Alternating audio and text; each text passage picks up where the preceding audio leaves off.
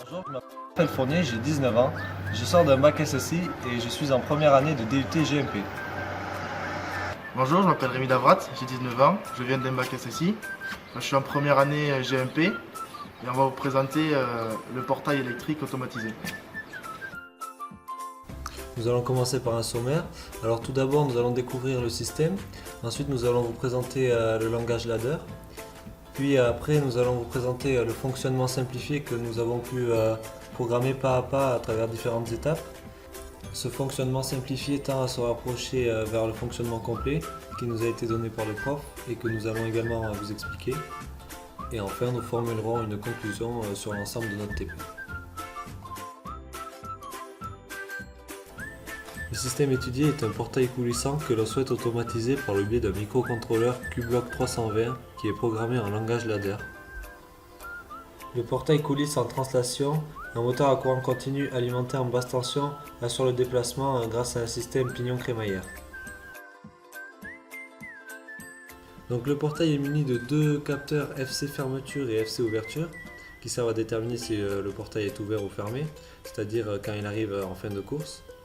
Il est également muni de deux boutons poussoirs, BP fermer et BP ouvrir, qui eux servent à enclencher l'ouverture ou la fermeture du portail. On retrouve aussi un gyrophare qui sert à avertir lors de la fermeture ou de l'ouverture du portail, ainsi que des capteurs de franchissement qui permettent de réouvrir le portail si ces capteurs sont franchis lors de la fermeture.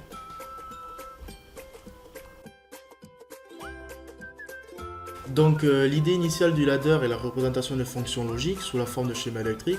Cette représentation est originellement matérielle, car l'automate programmable industriel n'existait pas. Donc les fonctions étaient réalisées par de simples câblages. Maintenant, le langage ladder est un langage graphique très populaire auprès des automaticiens pour programmer les automates industriels. Il ressemble un peu au schéma électrique et il est donc facilement compréhensible. C'est pour cela que nous programmons le portail grâce à ce langage.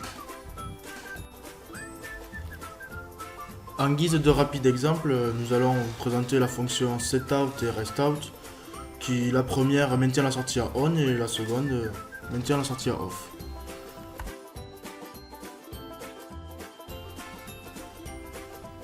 Avec ce petit programme, en appuyant sur le bouton vert, la DEL s'allume, en appuyant sur le bouton rouge, la DEL se rééteint.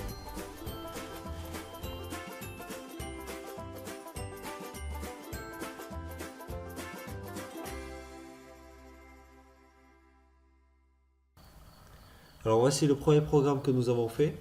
Grâce à celui-ci, un appui sur le bouton poussoir enclenche l'ouverture du portail. La fermeture est impossible tant que le portail n'a pas atteint le capteur FC ouverture. Dès que le portail a atteint le capteur FC ouverture, le moteur s'arrête. Ensuite, un appui sur le bouton poussoir fermeture engendre la fermeture du portail jusqu'à atteindre le capteur fermeture qui arrête le fonctionnement du moteur. Avec ce programme, la réouverture du portail pendant sa fermeture est possible en appuyant sur le bouton poussoir ouverture, même si le cas de figure n'est pas représenté sur la vidéo.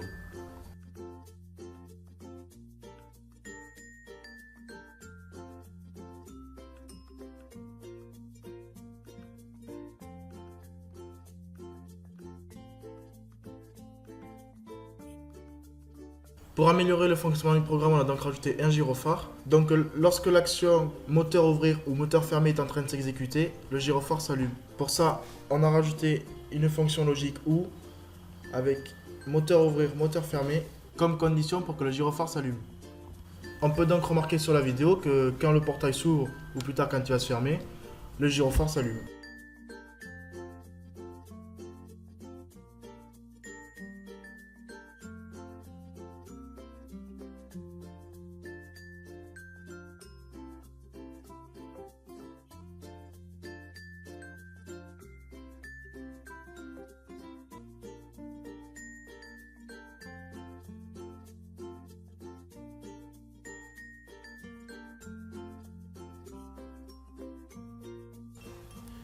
Pour finir avec notre programmation du portail, nous avons ajouté un élément dans le programme qui permet de définir les paramètres du capteur de franchissement. Nous avons fixé le seuil de la variable D15 à 700. Dès que le faisceau du capteur est coupé, la variable passe en dessous de 700 et enclenche la réouverture du portail. Donc voilà ce que ça donne au niveau du programme. On voit bien la valeur de la variable baisser. Et voilà maintenant ce que ça donne au niveau du portail car le faisceau de franchissement est coupé.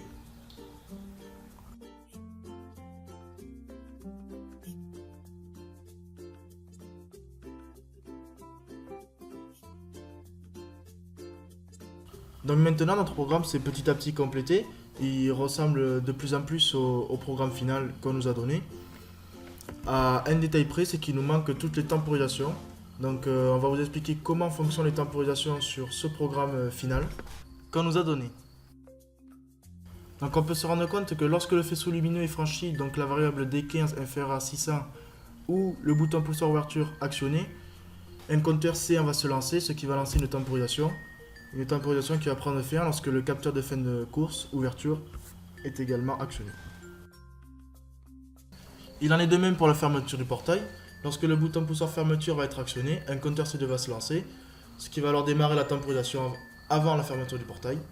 Cette temporisation prendra fin lorsque le capteur de fin de course fermeture sera actionné par le portail, ou si le faisceau lumineux est franchi, ce qui va alors rebondir sur une réouverture.